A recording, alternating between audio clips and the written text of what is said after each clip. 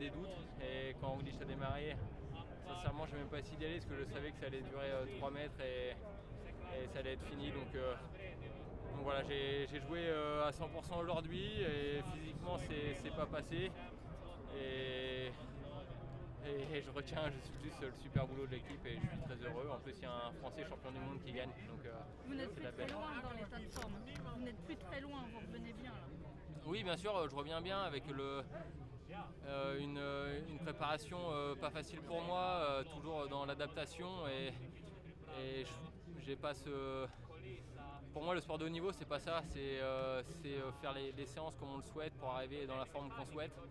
Et là, je suis pas dans une période où je peux faire ça. J'écoute mon corps.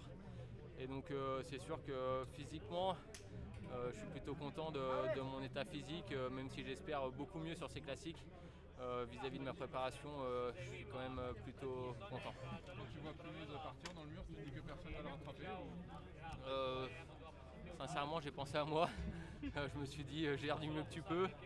Et j'ai pas forcément pensé aux autres à ce moment-là. On est dans sa galère. Et donc, non, quand Roglic est parti, je savais que c'était pas mon niveau et j'ai même pas essayé d'y aller. Et voilà, c'est frustrant parce que je suis sur ces classiques-là pour jouer dans ces ascensions, pour jouer sur une flèche comme aujourd'hui. Mais voilà, c'est là physiquement pas possible pour moi de jouer avec les meilleurs.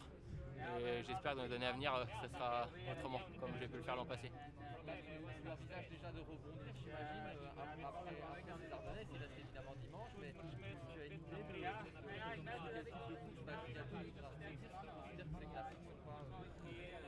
Ouais, bien sûr, je me suis pas encore penché sur mon après classique.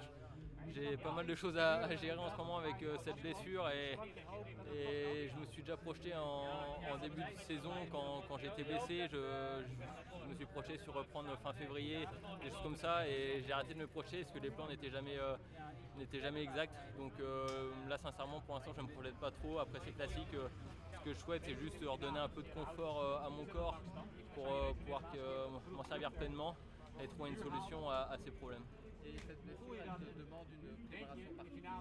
Par exemple, entre aujourd'hui et dimanche, tu vas devoir davantage Oui, là, entre deux classiques, je pense pas que ça change grand-chose, sachant que même dans le peloton, il y a personne qui fait des intensités, je pense, entre deux classiques, où ça va jouer un peu à la reconnaissance, mais c'est pas un gros entraînement, je veux dire. Donc non, pour l'entre-deux classique, ça change pas grand-chose pour moi.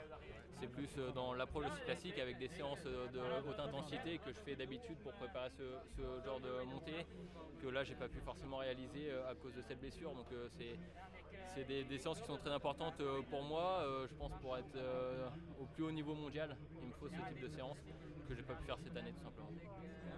Sur la perte à Julien, sa troisième flèche aujourd'hui alors qu'on ne savait pas trop dans quel état de forme il était. C'est ça. Moi, dans les interviews qu'on m'a accordées, j'ai dit que j'avais aucun doute sur la forme de Julien et je savais qu'il allait bien préparer sa flèche et ses objectifs. Voilà, c'est quelqu'un qui marche beaucoup aux objectifs, je pense. Il l'a montré dans le passé, il l'a montré au championnat du monde. Et ça, c'est sa course, c'est l'une de ses courses, j'ai envie de dire. Et quand c'est une course pour Julien, il se loupe rarement. Alors peut-être qu'il n'allait pas gagner, mais il allait sûrement faire 2 ou 3. Donc voilà, il y avait force. Enfin, je pense avant le départ, il y avait une place pour lui sur le podium. Triple vainqueur de la flèche, il est triple vainqueur de la flèche maintenant comme Eddy. Il n'y a pas beaucoup de coureurs au-dessus de lui dans l'histoire sur cette course. C'est quand même quelque chose. Ouais, bien sûr que c'est quelque chose. Et puis après, gagner avec un maillot de champion du monde, je pense que ça n'a pas de prix. Déjà, quand on porte le maillot de champion du monde, c'est qu'on a réalisé de grandes choses. Il n'y a jamais de surprise sur un championnat du monde. Donc là, gagner une flèche avec le maillot de champion du monde, je veux dire, il y a rien de plus beau, j'ai envie de dire, quasiment. Ça reste ton modèle de puncher? Oui, bien sûr que Julien m'inspire beaucoup dans sa façon d'être et dans sa façon de courir. Et bien sûr que je m'inspire de coureurs comme ça et je m'inspire des meilleurs coureurs au monde.